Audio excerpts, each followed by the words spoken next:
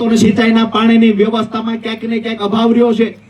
ખરેખર જે મજબૂતાઈથી લડાઈ લડવાની હોય તો વિપક્ષે માત્ર ને માત્ર રાજકીય રજૂઆતો કરી, સત્તા પક્ષે વિપક્ષની રજૂઆત સમજીને ખેડૂતોની વેદના ન સમજી શક્યા.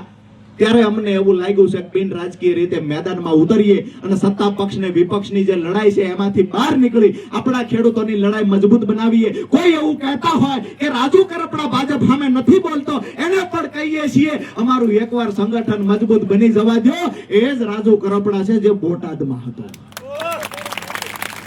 આવનાર સમયમાં એ જ રાજુ કરપડા છે.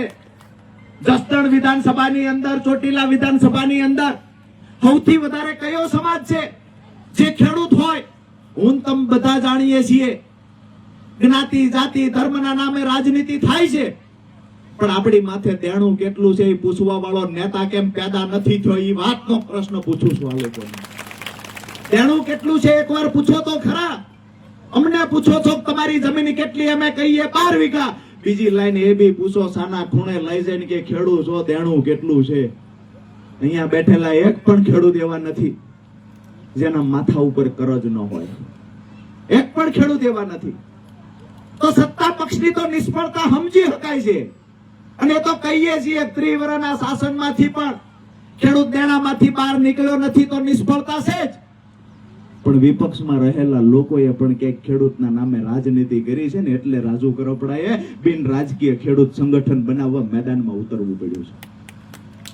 આ સંગઠનનો સંકલ્પ એટલા માટે કર્યો કે આપણે બાળપણથી સાંભળતા આવ્યા છીએ કે આપણા ખેડૂત દુખી છે, આપણા ખેડૂતોનું કોઈ નથી, આપણા ખેડૂતોની વાત કોઈ સાંભળતું નથી.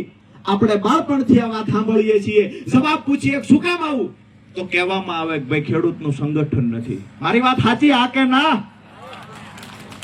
કહેવામાં આવે છે ખેડૂતોનું સંગઠન નથી. તો આ સંગઠન કોણ બનાવશે?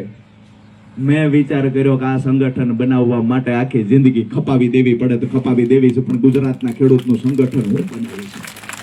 અને આ સંકલ્પ સાથે તુલસી શ્યામ એટલે કે ગીરના જંગલની મધ્યની અંદર તુલસી શ્યામ સુંદર શ્યામના દર્શન કરી, રૂખમણીજીના દર્શન કરી અને ત્યાંથી પ્રતિજ્ઞા લીધી છે કે આવનાર દિવસોમાં સૌરાષ્ટ્રના ગામડે ગામડે ફરીને મારા ખેડૂતોનું મજબૂત સંગઠન બનાવીશ. ખેડૂતોને દેણામાંથી બહાર કાઢવા માટે આવનાર સમયમાં લડાઈ લડશું. સિંચાઈના પાણી માટેની લડાઈ લડીશું. ખેડૂતને પૂરતો ભાવ મળે પાકનો એના માટેની લડાઈ લડીશું. અને જે લોકો ખેડૂતના નામે રાજનીતિ કરતા હોય, પછી ભાજપના હોય તો ભલે, કોંગ્રેસના હોય તો ભલે, અને હાવણા વાળા હોય તો ભલે, તમામને ઉજાગર કરવાનું કામ આપણે કરીશું.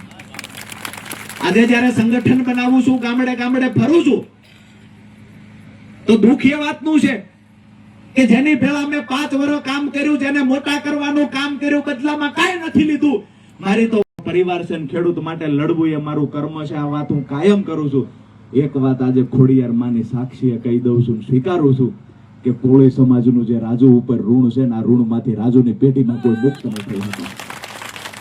દરેક સમાજ મારી ભેળા છે, પણ આ સમાજે જે રાખ્યું છે એ સમાજે 2022માં જે દિવસે કોઈને એવું ઓળખાણ નહોતી કે રાજુ કરપડા કોણ છે, શું થશે, મારી ઓળખાણ ઊભી કરવાનું કામ ચોટીલા વિધાનસભાના જે તમામ સમાજે કર્યું છે. એમાં પણ કોળી સમાજ જેના 2 ઉમેદવાર હતા તેમ છતાંય પોતાના અળગા કરી અને પારકાને સ્વીકારવાનું કામ કર્યું. આ સમાજે કર્યું છે. જાહેર મંચ પરથી કહું છું કે આ સમાજનું ઘસાતું બોલવું, આ સમાજ માટે ક્યારેય નુકસાન થાય એવું આવનારી મારી કોઈ પેઢીઓમાં નહીં કરે ને આ સંદેશ પણ પેઢીને દેતા જઈશું. વિષય એ છે કે સપનું પણ મેં જોયું કે આઝાદીના 78 વર્ષ પછી પણ સૌથી વધારે દુખી કોણ છે? તમામ જ્ઞાતિના દુખી લોકો છે. તમામ જ્ઞાતિના ખેડૂતો દુખી છે. એ ખેડૂતો દુખી છે, દેણામાં છે.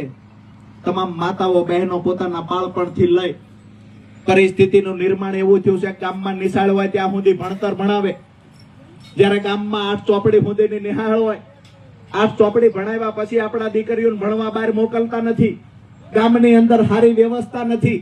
આપણા દીકરી કામે ચડી જાય, કામ કરે, 20-22 વર્ષના થાય ત્યાં સુધી કામ કરે. આ વાત હું કાયમ માટે એટલા માટે કહું છું કે કોક દિવસ હશે અને સમિતિઓ વાળી રચના થઈ જશે, ત્યાર પછી આ વિસ્તારનો પ્રશ્ન મારે કોઈને પૂછવા જવું પડે એવું નથી.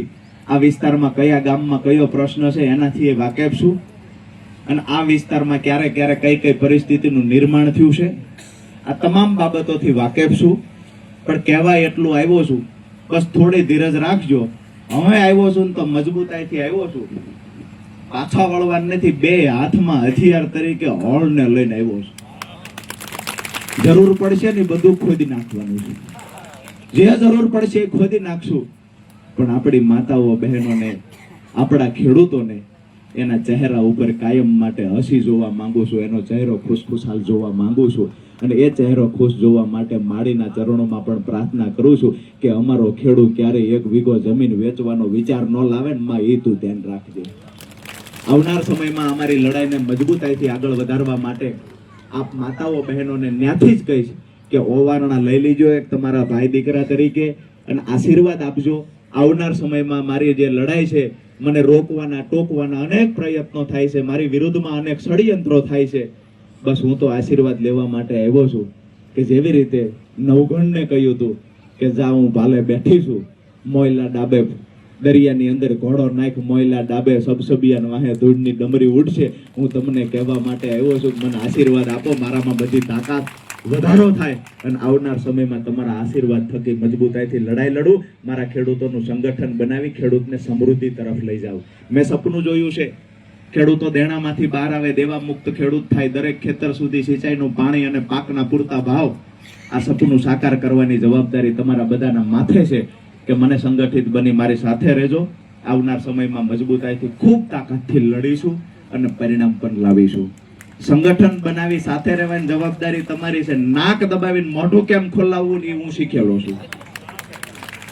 અગાઉ પણ ખોલાવ્યા છે ને આવનાર સમયમાં ખોલાવશું. આપ સૌનો ખૂબ ખૂબ આભાર. ફરી એક વખત ભારત માતા